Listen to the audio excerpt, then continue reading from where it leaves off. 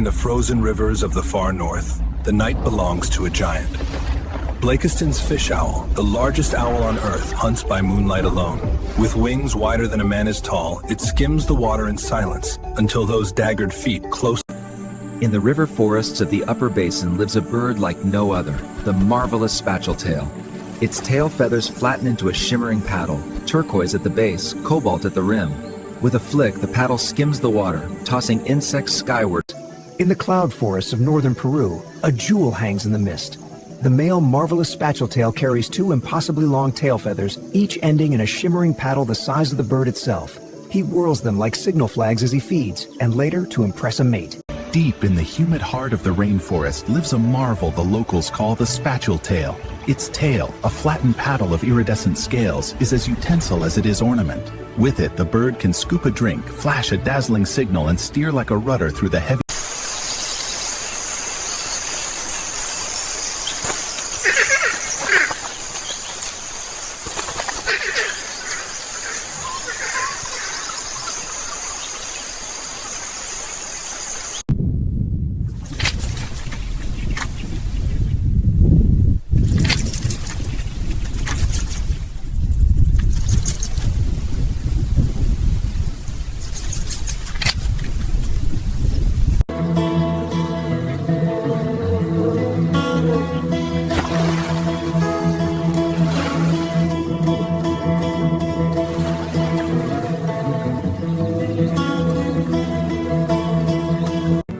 On the edge of the river, a single bead of honey lets go of its comb and falls. A whiskered shadow rises to meet it. Sunlight and water collide as the catfish breaks through, snatching the sweetness midair. For a heartbeat it hangs, sparkling with golden spray, then slips. Honey, honey, thick and sunny, falling toward the sea. See that whiskered jumper rising up for me. Honey, honey, sweet and runny, glinting in the light.